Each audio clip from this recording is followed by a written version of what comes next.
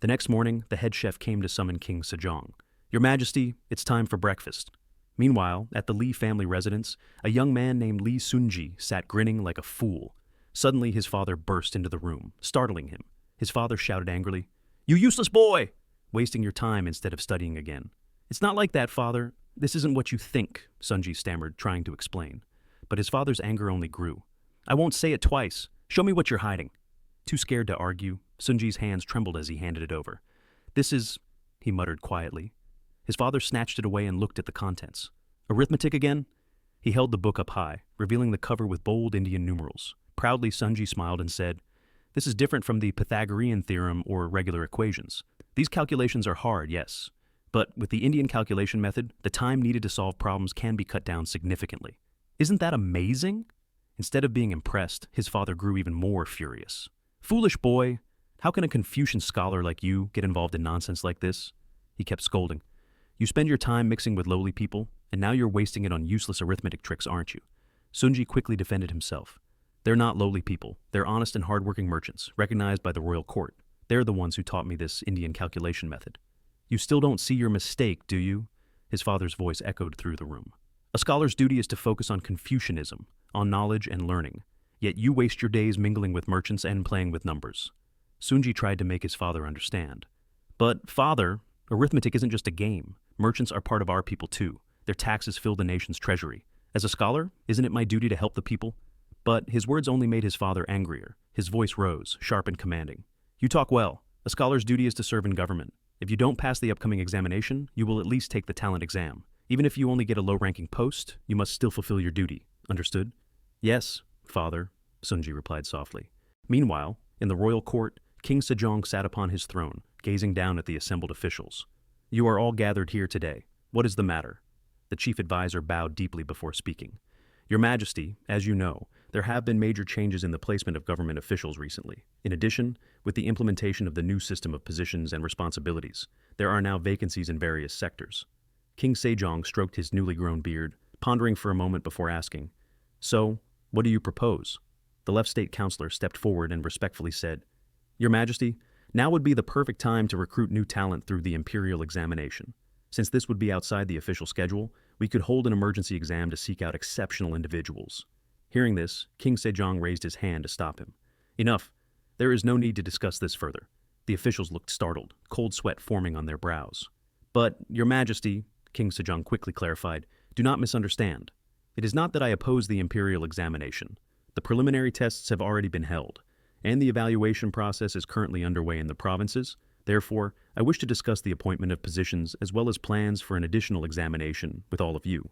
At this, their eyes lit up with excitement. King Sejong continued, "Given the current urgent situation, I have decided to temporarily suspend the literary scholars exam and replace it with a recruitment examination for classical scholars. The most talented individuals will be chosen, not only based on efficiency, but on their ability to bring significant change. Furthermore, the number of accepted candidates will be increased by 500. The left state counselor was taken aback, eyes widening in disbelief at how far His Majesty had already planned ahead. Seeing his expression, King Sejong gave a faint smile and asked, "Counselor, do you find my solution inadequate?" Snapping out of his surprise, the left state counselor quickly bowed deeply. "Your wisdom knows no bounds, Your Majesty." King Sejong nodded and said, "We will discuss the details and the candidates for the additional examination in the next council meeting. Make sure we select individuals who can truly bring change. Since you are all here, I also wish to hear your thoughts on the military reform plan. Who would like to begin?" Meanwhile, at the Lee family residence, offering cups were neatly arranged on the altar. A soft voice filled the room. "Bless our son, Sunji, that he may achieve the best results in today's preliminary exam. Spirits of heaven and earth, guide him." Behind her, Sunji's father paced nervously, unable to hide his anxiety. Suddenly, his wife hissed sharply, "Husband, stop that noisy pacing. You're disturbing my prayer." Startled, he quickly apologized. "Oh, forgive me." Just then, the sound of footsteps approached from outside. They both turned quickly to see Sunji had returned. "Sunji, you're home, dear?" his mother said, her voice full of emotion. "You must be exhausted." Breathing heavily, Sunji bowed.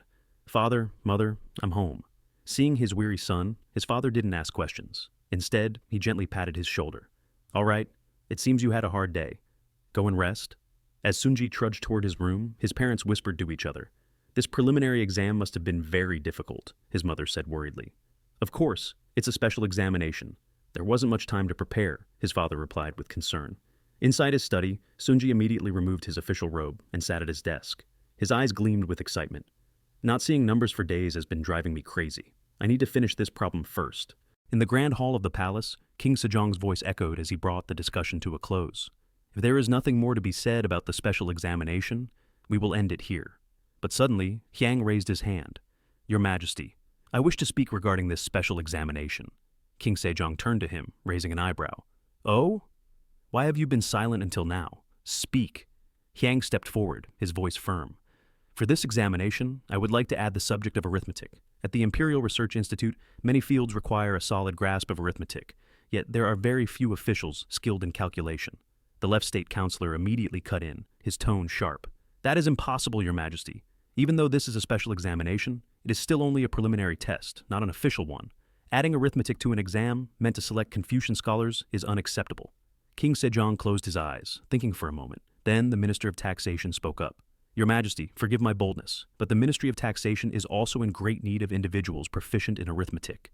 From across the room, the left state counselor asked, How many new staff has your ministry recruited this year?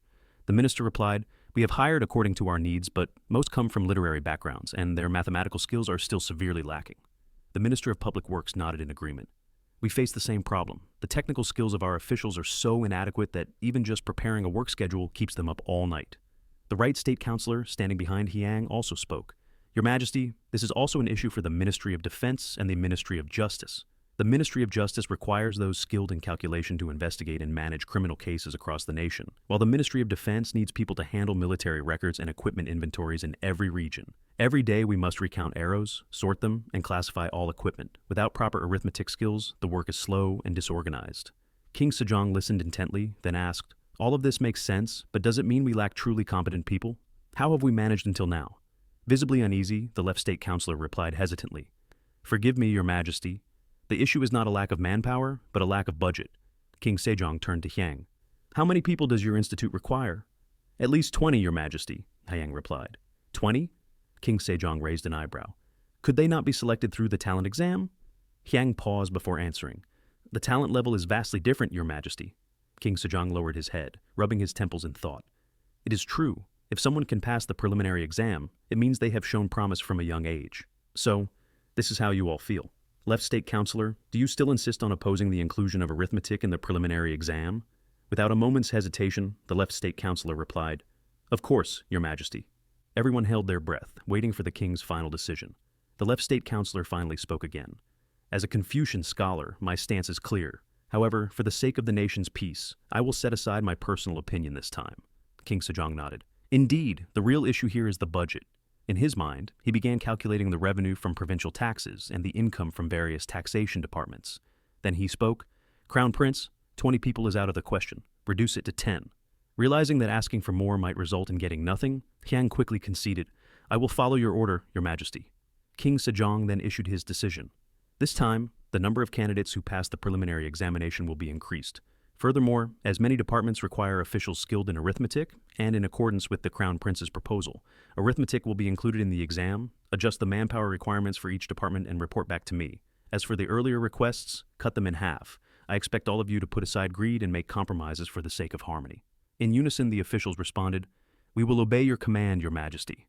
In the corner of the room, Hyang's eyes sparkled with determination. He was already drafting plans to discover the brightest talents. There must be a perfect strategy for this. A few days later, at the Lee family residence, Master, there's a government official here to see you. The urgent voice of a servant rang out. Hearing this, Sunji's parents rushed outside, their faces full of hope. A government official? Could it be? And indeed, it was. Sunji's father's eyes lit up with joy, while his mother couldn't hold back her tears. Without wasting a second, his father dashed to the study, flinging the door open so suddenly that Sunji jumped in surprise and hurried to hide what he had been working on. With a trembling, emotional voice, his father exclaimed, Sunji, we just received word. You've passed the preliminary exam. I'm so proud of you. Overcome with excitement, he burst out joyfully, We must celebrate this. Quickly prepare a feast. But Sunji could only stare blankly at the sheets of paper covered in numbers still scattered across his desk.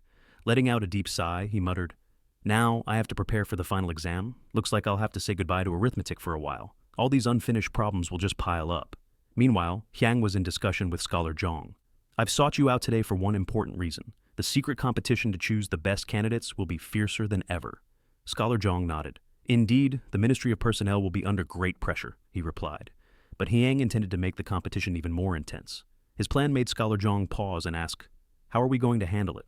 Hyang explained, "I intend to appoint you as the chief examiner for the final exam. Your expertise in mathematics is already well recognized thanks to your outstanding achievements. If we work together, nominating you as chief examiner will not be difficult." Scholar Jeong asked again, "And you think the other departments won't object?" Hyang continued, "Along with that, I'll propose that each department nominate one person to serve as a chief examiner for this final exam. That way, all sides will accept the proposal." He then laid out the rest of his plan.